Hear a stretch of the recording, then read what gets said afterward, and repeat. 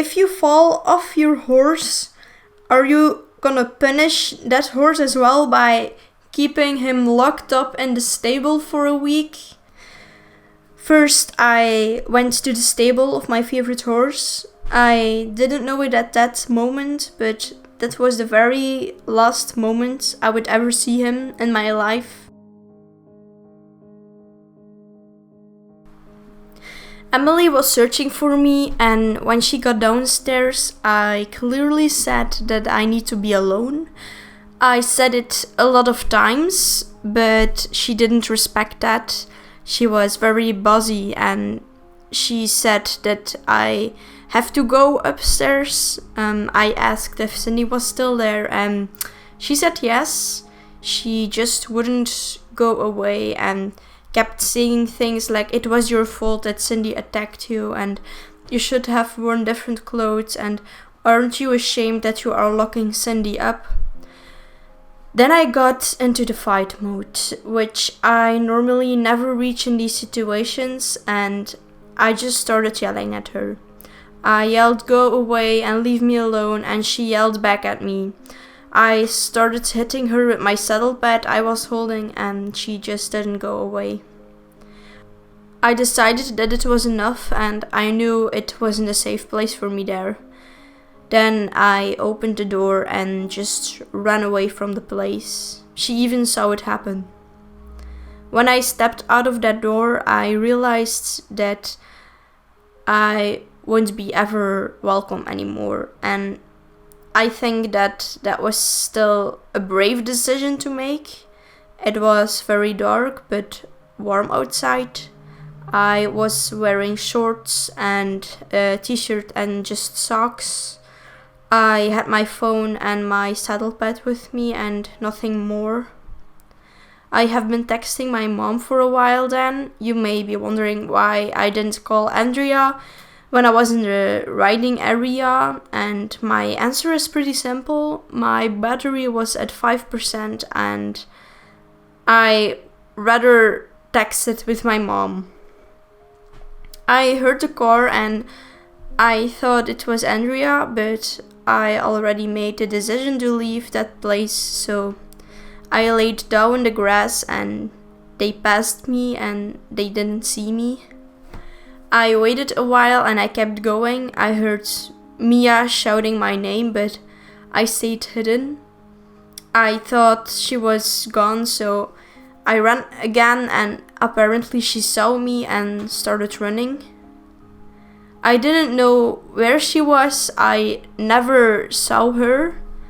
I hid behind a rock and she didn't find me.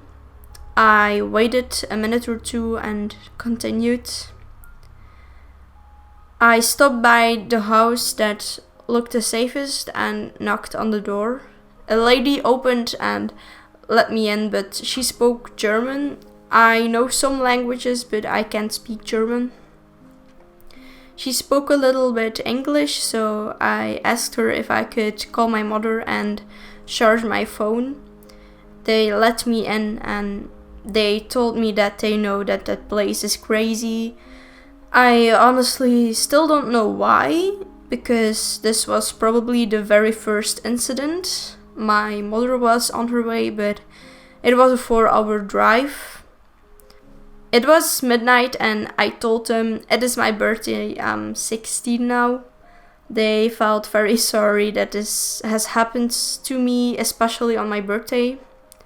They gave me lasagna and water, which is very kind of them. Then I went home with my mom. I fell asleep in the car because I was very tired because of all the crying. When I woke up in my own bed, I felt so bad.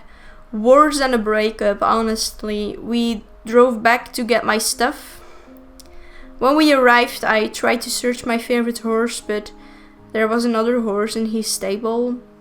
Andrea was very mean to me. I didn't even got the opportunity to do my last ride while Emily was riding.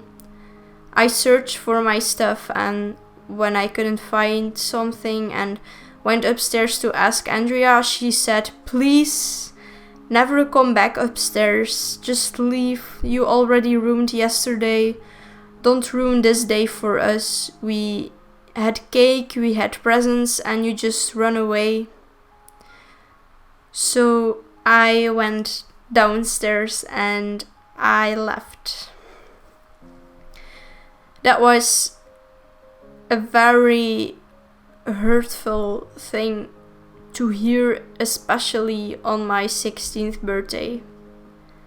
My mother said that Andrea was very kind to her and told her that I became a better rider and that I am very kind. I was in shock when I heard that. I was really not welcome anymore, and that hurted me so much. This all happened a year ago and I'm still hurting, honestly. I emailed Andrea a couple of times to say that I'm sorry and that I'm sad that I'm not welcome anymore. I also emailed once to ask when we get our 100 euros back, because we paid 100 euros extra for the place we would normally stay in, but because we were with only 2 people, we stayed at the stables itself and we would get our 100 euro back. She never replied. I know from a friend that Emily did get a discount the next time that she went to the camp, but I wasn't even welcome anymore. It's just like Emily destroyed their days and Emily did all of that bad stuff and Emily ruined my 16th birthday and Emily did all of this terrible stuff, and I am the one that is not welcome anymore in a place where I was so happy. And I don't know, man, it's just, it was such a nice place and it was like perfect for me, but on the other side there wasn't a lot of responsibility and I need someone's responsibility, and it was a dangerous camp for me. And I know that I have to be glad. My head is telling me that I should be happy, and my heart is telling me that I miss the place. So that is how my ultimate horse riding dream ended in a true nightmare. Thank you for listening.